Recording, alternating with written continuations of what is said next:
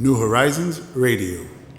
Gracias amigos por continuar con nosotros y como hemos anunciado, pues en este minuto hacemos contacto con el hermano país de Venezuela, en el corazón de Venezuela, en Caracas. Tenemos el favor de tener esta conversación con el periodista, educador, activista social dominicano radicado allá en la ciudad del sur, Stalin Montero, quien es, bueno, pues presentador de noticias de una de las cadenas de América del Sur y de Iberoamérica más importantes y que obviamente en este momento pues estaría poniéndonos en contexto de lo que acontece en Venezuela desde allí adentro, una voz autorizada. Stalin, muchísimas gracias por estar con nosotros en esta mañana y compartir con toda la comunidad de New Horizons Radio qué está pasando en Venezuela en este momento.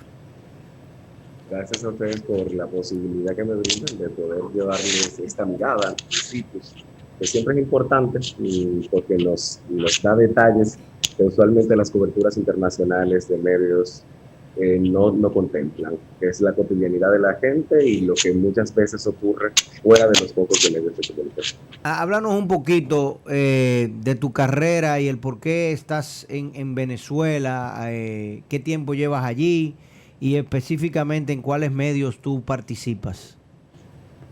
Bueno, yo sigo haciendo radio para República Dominicana, haciendo medios de 4 a 5 de la tarde por la nota 5.7, la República Radio, un espacio del que soy comentarista y coproductor.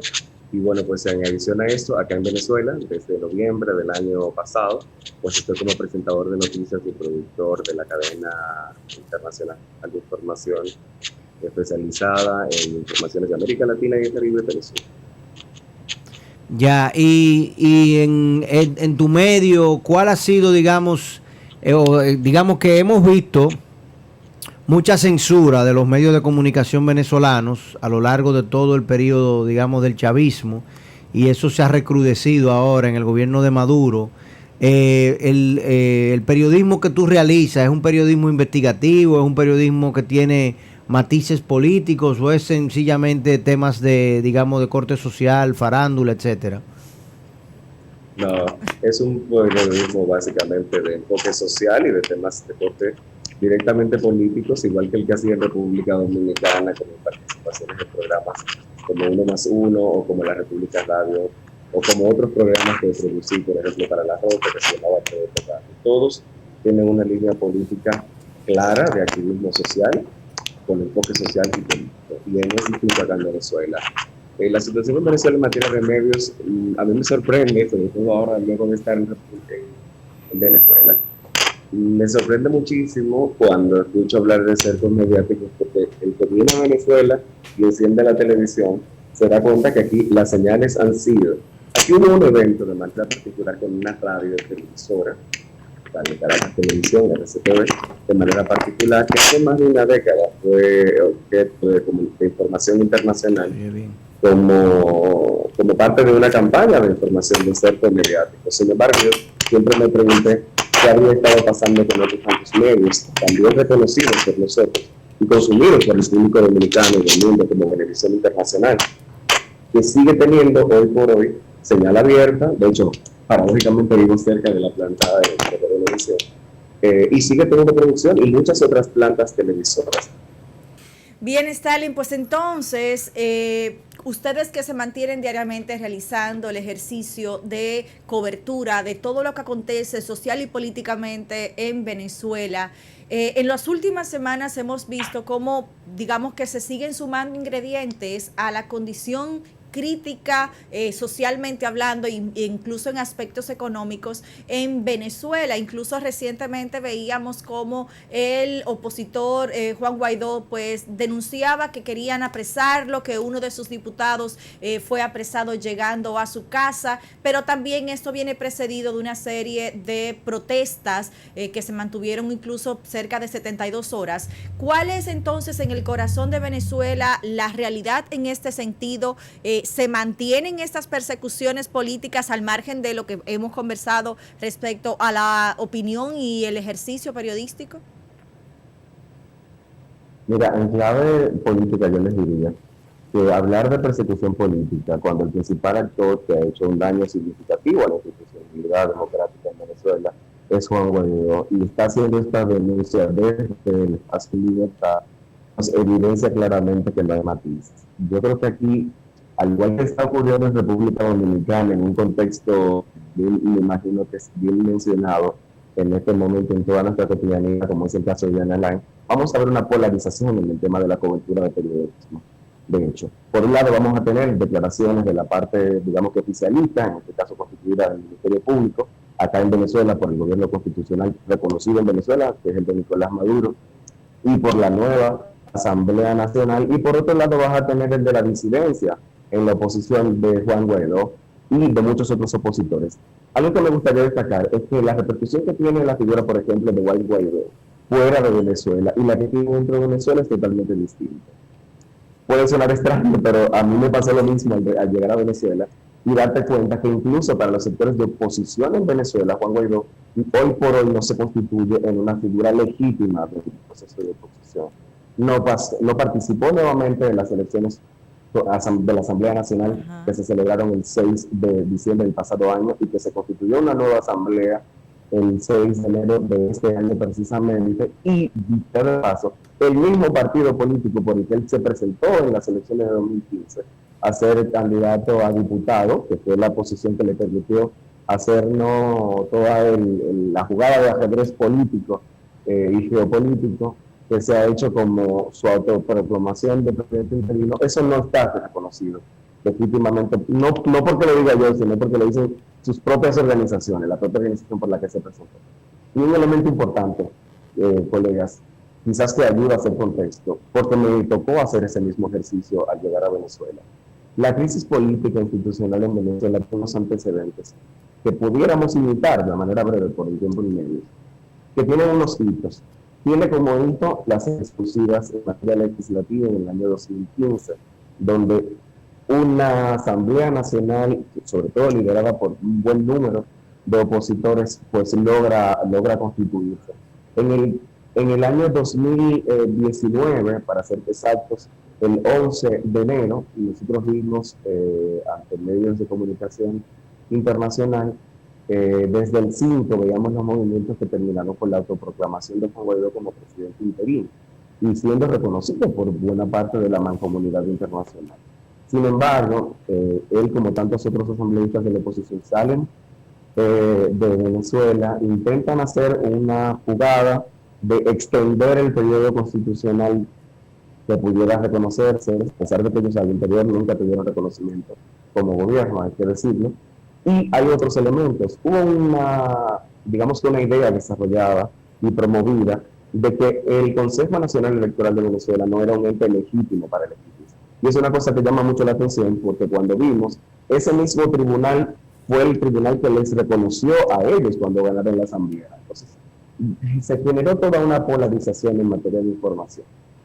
Y yo la complejizaría muchísimo más. El pasado 6 de diciembre, de hecho recién llegado, una semana tenía apenas acá, se celebraron elecciones, pude vivir en sitios recorridos por diferentes zonas, desde zonas privilegiadas hasta zonas populosas.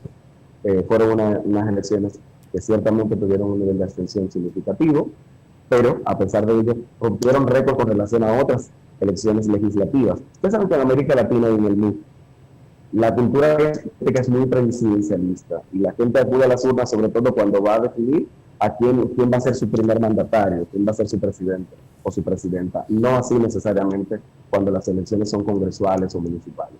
Eso ocurrió en Venezuela el 6 de diciembre y el 6 de enero pues normalmente se constituye una nueva asamblea.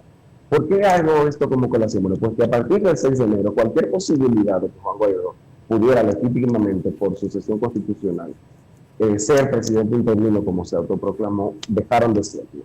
Y eso ustedes pudieron verlo precisamente porque muchas figuras del mundo, muchas naciones, dejaron de reconocerlo como presidente interino. Es un hito político importante. ¿Qué viene después de eso? ¿Qué se da en este contexto con esta reciente llegada nuevamente de él al país? Bueno, en el momento en que Juan Guaidó ingresa en Venezuela nuevamente, Venezuela estaba pasando por una crisis de seguridad significativa, con grupos paramilitares, con grupos delincuenciales altamente armados, que tenían en situación de conflicto y de inseguridad a sectores populares.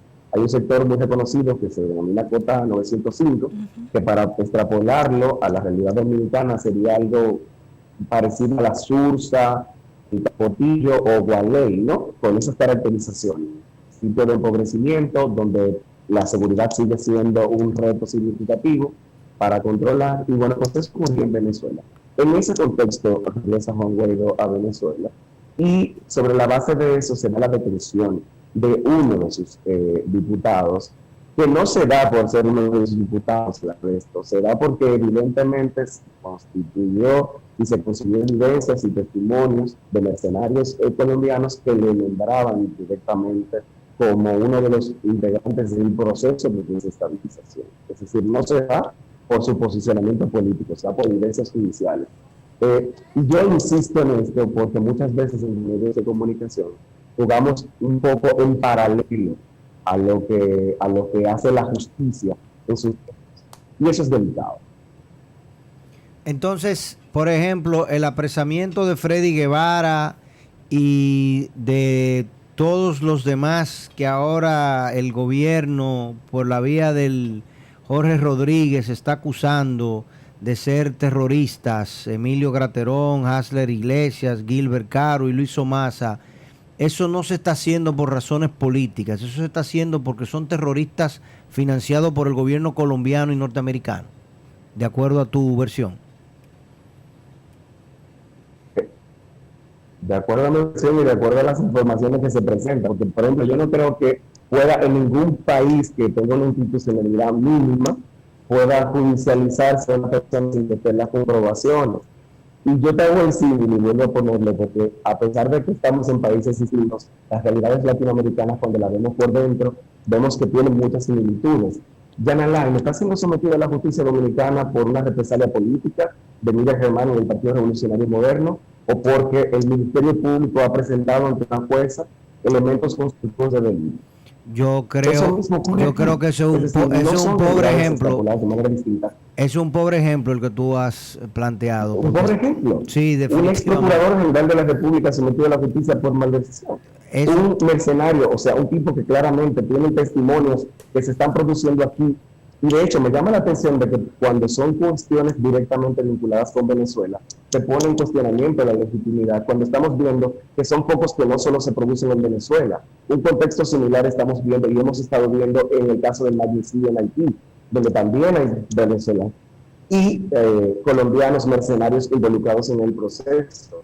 Y de hecho, yo me quiero permitir compartir con ustedes una reflexión que hacía, para que veamos cómo el tablero del ajedrez político de la región y del mundo nunca está aislado. Aunque nosotros viviéramos en una isla, aunque entendamos que vivimos en la independencia y que lo que pasa en nuestro país no tiene necesariamente repercusiones, toda ficha que se mueve dentro del tablero del ajedrez tiene una vinculación. Por ejemplo, cuando analizamos el contexto en el que está Venezuela y en el que está América Latina, te vas a dar cuenta de hechos significativos. Hace 2 semanas tuvimos visita de jefe del Comando Sur de Estados Unidos, que hubo una visita y un diálogo principalmente en Colombia y en Argentina. 2 focos incidentes de gobiernos progresistas con cortes claramente de derecha extrema, en el caso de Jair Bolsonaro y en el caso de Iván Duque. Recordemos, Bolsonaro tiene más de 500.000 de personas fallecidas en Brasil, el segundo país del mundo con mayor cifra de muertes per cápita en materia de la pandemia por su marginación y su negacionismo. En el caso de Iván Duque, tuvo 2 meses de protestas sociales, más de 70 personas asesinadas en el marco del paro nacional, más de 100 personas desaparecidas, otras personas torturadas, violaciones sexuales. Y estos 2 gobiernos se sientan con el Comando Sur de Estados Unidos. Y justo una semana después vemos la situación de Cuba, vemos el magnicidio en Haití, vemos el regreso de Juan Guaidó en Venezuela con esto que he contratado, que es lo que ha ocurrido en la Cota 905, con grupos delincuenciales y paramilitares. Entonces, todo lo demás tendría legitimidad, lo de Venezuela no. Cuando lo digo en clave política, me gusta decirlo de esa manera porque yo soy muy responsable y soy muy respetuoso de la legitimidad de las informaciones. Pero el marco de las informaciones, para que yo le dé calidad, tiene que tener cierto nivel de veracidad. Y tiene que ser un elemento que para mí es básico, también de sentido común. Cuando lo pongo en esta perspectiva es porque si veo la realidad venezolana dentro de su propio marco y no la veo dentro de la geografía, pudiera carecer de legitimidad para quienes no están en Venezuela. Y te cuento una anécdota. Cuando Ana me llamó para pedirme la entrevista, a mí me sorprendió porque me encontré justo en ese momento más de 40 mensajes en WhatsApp y llamadas perdidas, preguntándome que cómo yo estaba, que si la situación en Caracas estaba bien. yo vivo, para que tengamos una idea, yo vivo a unos 800 metros de Plaza Venezuela, que diríamos que es el Parque Independencia de República Dominicana. Más bien, el parque, sí, podemos ponerlo como punto. Es decir, es un punto céntrico de referencia. Vivo a unos 400 metros de donde está Venevisión. Es decir, vivo en una zona que evidentemente geopolíticamente es una zona importante, ¿no? Por los movimientos. Por Plaza Venezuela pasa medio Caracas para ir al trabajo, para ir a la casa, para hacer todas sus actividades. Y yo no tenía idea de nada de lo que estaba pasando, porque estaba en mi día libre en el canal y no había verificado las redes sociales. Cuando me llaman y me dicen de todo lo que está ocurriendo, yo estaba enterado de lo de la Cota 905. Sin embargo, eso que se ha visto en el mundo como una impresión mediática, en esta declaración de Juan Guaidó, llamando al tema de la persecución y demás, en Venezuela no tuvieron más prácticamente repercusión. Tuvo cobertura mediática en todas las cadenas, tanto en las oficiales del gobierno como las cadenas comerciales, que usualmente están posicionadas, ¿no?, de manera en la acera contraria a los gobiernos, y tuvo una cobertura. Sin embargo, luego de esto se empezó simplemente como un incidente de cobertura normal. No ha tenido ningún otro nivel de repercusión. Y sobre el tema de los apresamientos políticos, que siempre insisto, recordemos, por ejemplo, que de los principales liderazgos, ninguno estaba apresado. De hecho, hay algunos que, pese a haber sido judicializados y teniendo sentencias con elementos constitutivos de delito, como el caso de Leopoldo López, como tal, se escaparon de la justicia venezolana y hoy están haciendo oposición, incluso desde España, en el caso de López. Y yo te digo, podemos hablar de un sistema que realmente actúa al margen del marco constitucional y de la legalidad cuando vemos estas características. Entonces, a mí en lo personal me parece que no, en lo personal por lo menos me parece que no. Ya, entonces para ti, por ejemplo, la situación de Venezuela es institucionalmente normal. El llamado a elecciones y la no participación en elecciones del gobierno de Maduro, que ya en definitiva vence de nuevo, o sea, se va a presentar de nuevo para una tercera reelección, ¿cierto? Sí, se lo permite la Constitución. Claro, ¿no? Por lo menos hasta ahora se lo permite. Claro, la Constitución se lo permite y se lo va a seguir permitiendo. Mira, y es lo que debe de ocurrir. Me recuerdo de algo interesante. O sea, tú lo ves como... Perdóname, pero espérate, Stalin. Tú lo ves como algo natural y normal que él se presente de nuevo a una tercera reelección para completar, digamos, 18 añitos en el poder de manera ininterrumpida. Eso es algo normal y que debemos de promover. Y la situación económica, la situación económica y política de Venezuela... Es lo que le permite la Constitución. No, no lo que yo planteé sobre eso. Pero es una constitución... Evidentemente yo no estaba de acuerdo con Balaguer, no estoy de acuerdo con la elección de República Dominicana. Pero tú puedes reconocer... yo no estoy de acuerdo, no significa que no puedan... Pero tú puedes reconocer que la constitución se da dentro del marco de un avasallamiento de cualquier oposición a las medidas y a los representantes. O sea, cuando tú no permites que los diputados entren al Congreso, cuando tú no permites que las elecciones se hagan de manera diáfana, cuando solamente pueden ir los chavistas a las urnas, esas son elecciones realmente. Cuando tú tienes un pueblo avasallado, que tan pronto abren en La Guajira los puestos fronterizos, sí, para poder ir a comprar a Colombia, es un desbordamiento exorbitante. Cuando tú tienes un gobierno que tiene ahora mismo todos los canales financieros cerrados y como quiera sobrevive, son muchas las interrogantes. O sea, tú no entiendes que, digamos, para uno poder salir de ese estadio de crisis institucional y de legitimidad que tiene ahora mismo el gobierno venezolano, se debería de pensar en un relevo, pero que independientemente de que la Constitución lo permita, no sé si me explico. O sea, tú puedes como manager de los Yankees tener un contrato por 4 años, pero si tú terminas en el sótano con un presupuesto de 240 millones, es posible que la gente diga, ¿tú sabes qué? Necesitamos un cambio, aunque tú tengas tu contrato y sea legítimo que tú vas a poder seguir allí. No sé si me explico. Sí, yo te entiendo perfectamente. Y créeme que en mi ejercicio como activista social y político en República Dominicana, todo el mundo me conoce. Cuando te decía que te iba a montar una anécdota, tenía que ver con que yo, por ejemplo, fui parte de los jóvenes que junto a Víctor, a Jale Lora, a Ministro Uribe y muchos otros, planteamos campaña como esa no es mi constitución o vota por ninguno. Es decir, yo conozco concretamente de modelos que me parece que son poco democráticos, pero hay una base. La democracia tiene sus propias reglas del juego. Yo no puedo plantearme ser democrático cuando mi visión de la democracia es imponer mi posición sobre el resto. Yo lo que te digo, ¿por qué irnos por vías fuera del marco de la legalidad para plantear cambios y transformaciones en el modelo social y político de un país, cuando las urnas, cuando un proceso electoral te demostró que tú sí puedes llegar y que vas a ser reconocido?